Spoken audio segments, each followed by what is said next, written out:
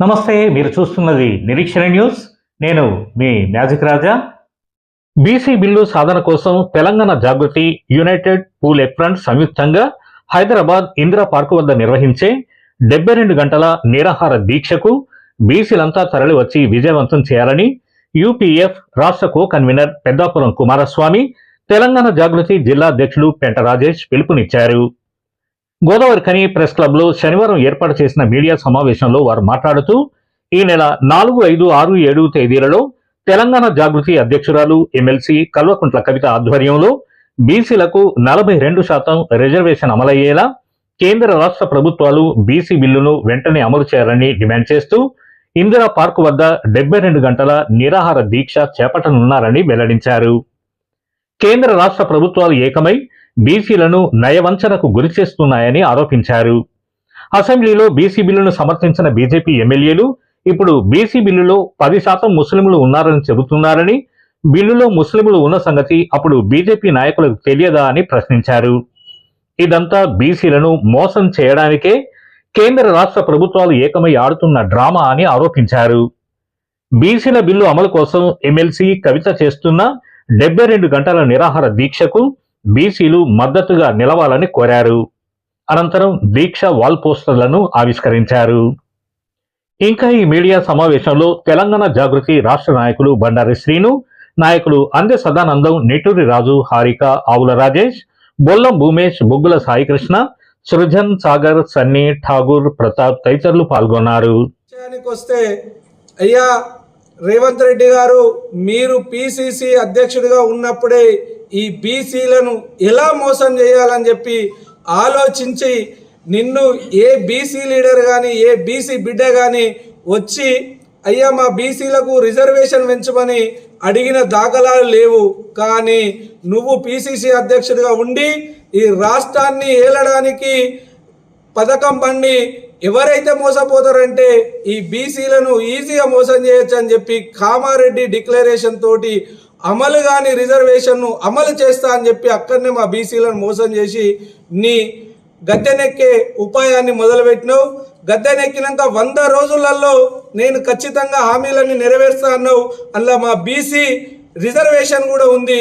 కానీ నువ్వు 100 రోజులలో నెరవేర్చకపోయేసరికి ఈ బీసీల పక్షాన ఈ బీసీలకు అన్యాయం జరుగుతుంది, ఈ బీసీలను చైతన్యవంతులు చేయాలని చెప్పేసి మా జాగృతి వ్యవస్థాపక అధ్యక్షురాలు కల్వకుంట్ల కవితక్క గారు యూపీఎఫ్ అనే యునైటెడ్ పూల్ ఫ్రంట్ని ఏర్పాటు చేసి అందులో 72 కులాలను నిమిత్తం అది ఏర్పాటు చేసి వాళ్ళను చైతన్యపరుస్తూ ఈ ఉమ్మడి మన తెలంగాణ రాష్ట్రంలో ఉమ్మడి 9 జిల్లాలలో బీసీ బిల్లు అమలు గురించి రౌండ్ టేబుల్ సమావేశాలు ఏర్పాటు చేసింది. అప్పటిదాకా నువ్వు బీసీలకు న్యాయం చేద్దామని ఏ రోజు ఈ బిల్లు గురించి మాట్లాడిన దాఖలాలు ఈ ప్రభుత్వం లేదు. అలాగే జనవరి 3 తారీఖు నాడు ఇందిరా పార్కు దగ్గర పెద్ద ఎత్తున ధర్నా కార్యక్రమం పెట్టినాకనే కదా నువ్వు ఈ బీసీ బిల్లు పెడదాం అసెంబ్లీలో అని మాట ఇచ్చినావు. ఆ బీసీ బిల్లు పెట్టేటప్పుడు కూడా మళ్ళా ఈ బీసీ బిడ్డలు ఇంకా ఈ ప్రభుత్వం మోసం చేస్తాయని చెప్పి ఆ మీ మోసపూరితాన్ని అక్క పసిగట్టి 3 బిల్లులు పెట్టాలని డిమాండ్ చేసింది కూడా మా కవితక్క గారు కదా. ఈ 3 బిల్లులు పెట్టడం వల్ల బీసీలకు ఉపయోగం ఏంటిది? ఒక బిల్లు పెట్టడం వల్ల అంటే ఒక బిల్లు పెడితే బీసీలే కావచ్చు, బీసీ ఇతరులే కావచ్చు, ఎవరన్నా కోర్టు పోతే ఆ బిల్లు కొట్టేయడం జరుగుతుంది. కాబట్టి 3 సపరేట్ బిల్లులు పెట్టమని డిమాండ్ చేసింది. ఉద్యోగానికి ఒక బిల్లు, విద్యకు ఒక బిల్లు, రాజ్యాంగానికి ఒక బిల్లు. మళ్ళా 3 బిల్లులు పెడితే మా ఈ బిల్లుల ఘనత కవితక్కకే పోతా అని చెప్పి నువ్వు 2 బిల్లులు పాస్ చేసినావు. 2 బిల్లులు కూడా పాస్ చేసి గవర్నర్ ద్వారా రాష్ట్రపతికి పంపిర్రు, కేంద్రానికి పంపి ఎన్ని రోజులు అవుతుంది? అదే మీకు మన పక్క రాష్ట్రంకున్న తమిళనాడుకు తేడా చెప్తాను.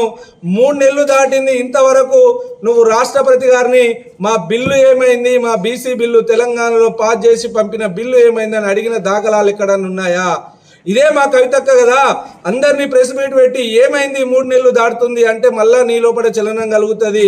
నీ పార్టీలో ఉన్న ఎవరో వచ్చి కవితక్క ఎందుకు అడుగుతుంది అంటది. అంటే ఈ బీసీల గురించి కొట్లాడే ఎవరైనా కొట్లాడచ్చు, ఎవరినైనా చైతన్యం చేసే హక్కు ఉంది. గత ఉద్యమాలు నడిపిన వాళ్ళు కూడా ఆ ఉద్యమానికి సంబంధించిన నాయకుడే లేడు. ఇదందరూ కూడా తెలిసిన సత్యం. ఆ రకంగా మేము ఏమడుగుతున్నాం, మరి గవర్నమెంట్, ఈ రాష్ట్ర ప్రభుత్వం, ఆ కేంద్ర ప్రభుత్వం ఇద్దరు బీసీలను చెప్పుకుంటూ మోసం చేస్తుంది. ఈయనేమో బీజేపీ అని అంటాడు 42%లో 10% ముస్లింలు ఉన్నారు, ఆ బిల్లు పాస్ కాదని. మరి దీనికి సమాధానం ఎవరు చెప్పాలి? కాంగ్రెస్ వాళ్ళే కదా బిల్లు తయారు చేసింది. ఇంతవరకు ఆ క్వశ్చన్కు ఆన్సర్ లేదు, ఏం లేదు. ఇక్కడనే ఆలోచించండి, ఈ రెండు పార్టీలు ఏకమై మన బీసీ మనగడకు దెబ్బతీయడానికి ఆలోచిస్తుంది. ఆ రాష్ట్రపతి వారు కూడా బిల్లు పాస్ కాకపోతే అందులో ఏ డిఫాల్ట్ ఉందో ఈ డిఫాల్ట్ ద్వారా ఈ బిల్లును మళ్ళీ రాష్ట్ర ప్రభుత్వానికి వెనుక పంపిస్తామని కూడా ఇంతవరకు చెప్పిన దాఖలాలు లేవు. బీజేపీలోమో బిల్లు అసెంబ్లీలో పెట్టినప్పుడు మద్దతు ఇచ్చారు, 8 మంది ఎమ్మెల్యేలు ఉన్నారు. ఆ ఎమ్మెల్యేకు ఆ బీసీలలో 10% ముస్లింలు ఉన్నారని తెలియదా? మీరు మోసం చేయడానికైనా మద్దతు ఇచ్చిర్రు. మరి అదే రోజు ఇలా 10% ముస్లింలు ఉన్నారు, మేము ఈ బిల్లుకు మద్దతు ఇవ్వమంటే కాంగ్రెసా మరి బీజేపీ ఈ బీసీల పక్షాన ఎవరు నిలబడతారో తెలుస్తుండే కదా. ఈ రకంగా ఇద్దరు మోసం చేస్తుర్రు. మళ్ళా రేవంత్ రెడ్డి గారు ఆ బిల్లును పక్కకు పెట్టి ఆర్డినెన్స్ అనే కొత్త నాటకం ఆడిండు. ఏమైందని కవితక్క రౌండ్ టేబుల్ సమావేశం పెట్టంగానే కోర్టు 30 తారీఖు లోపు, సెప్టెంబర్ 30 లోపు స్థానిక సంస్థ ఎలక్షన్లు పెట్టాలనగానే మళ్ళీ ఏం చేసిండు, ఒక క్యాబినెట్ పెట్టి నేను ఆర్డినెన్స్ అన్నాడు. ఆర్డినెన్స్ అంటే అర్థం ఇమీడియట్లీ ఇంప్లిమెంట్ జరిగేది. మరి అది పెట్టి కూడా 15 నుంచి 20 రోజుల కాల వ్యవధి దాటింది. మరి దాని గురించి కూడా అడగలేదు. ఇదే రకంగా పక్క రాష్ట్రంలో తమిళనాడులో జరిగినప్పుడు కేంద్రం పైన ఫైట్ చేసి సుప్రీంకోర్టుకు పోయి నా బిల్లు ఏమైందని అడిగింది. అక్కడ కూడా 9 సంవత్సరాలు ఎలక్షన్లు ఆపి బీసీలకు కావాల్సిన రిజర్వేషన్ వచ్చినాకనే అప్పుడున్న ముఖ్యమంత్రి గారు ఆ ఎలక్షన్లో పోవడం జరిగింది. ఇది మీకు తెలియదా? మీకు ఇదే విధంగా చెప్తున్నాం, మా బీసీల పైన మీ రెండు పార్టీలకు చిత్తశుద్ధి లేదని చెప్పి నిరూపించడం ఇవే కదా ఉదాహరణలు. తెలంగాణ జాగృతి మరియు యునైటెడ్ పూలే ఫ్రంట్ సంయుక్త ఆధ్వర్యంలో ఈ నెల 4, 5, 6 తారీఖుల్లో 72 గంటల పాటు ఒక నిరవధిక దీక్షను తెలంగాణ జాగృతి వ్యవస్థాపక అధ్యక్షురాలు, మా అందరి అభిమాన నాయకురాలు కల్వకుంట్ల కవితక్క గారు ఇందిరా పార్క్ వేదికగా బీసీలకు ఏదైతే రాష్ట్ర ప్రభుత్వం 42% బిల్లు ఇస్తానని మాట ఇచ్చి కేంద్రానికి పంపిందో ఆ కేంద్రాన్ని ఆ బిల్లును ఆమోదంకి మద్దతుగా వెంటనే ఆ బిల్లు ఆమోదం పొందే విధంగా ఏదైతే కేంద్ర ప్రభుత్వానికి మరో మార్గంగా కూడా గవర్నర్కు పంపిన ఆర్డినెన్స్ అయినా కూడా అమలయ్యే విధంగా ఈ బిల్లు సాధన ద్వారానే రేపు జరగబోయే స్థానిక సంస్థల్లో 42% రిజర్వేషన్లు బీసీలకు రావాలని, తద్వారా బీసీ వర్గం తప్పకుండా ఎంతో లాభపడుతుందని ఒక కృత నిశ్చయంతో మన తెలంగాణ జాగృతి గత తెలంగాణ ఉద్యమంలో ఏ విధంగా అయితే ఉద్యమం కోసం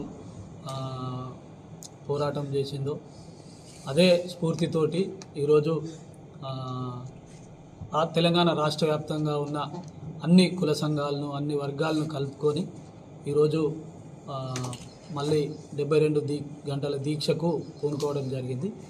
ఏదైతే పెద్దపల్లి జిల్లా అంటేనే చైతన్యం కలిగిన జిల్లా, ఉద్యమాలకు పురిటిగడ్డ కాబట్టి ఈ యొక్క బిల్లు కోసం చేస్తున్న నిరాహార దీక్షకు పెద్దపల్లి జిల్లాకు సంబంధించిన బీసీ వర్గాలు, అన్ని కుల సంఘాలు, అంత నాయకులు, కార్యకర్తలు అందరూ కూడా, మేధావులందరూ కూడా ఈ యొక్క నిరాహార దీక్షకు మద్దతు ఇవ్వాలని ఈ సందర్భంగా కోరుతూ మన నిరీక్షణ న్యూస్ను వాచ్ చేయండి, లైక్ చేయండి, సబ్స్క్రైబ్ చేయండి, మీ మిత్రులకు షేర్ చేయండి.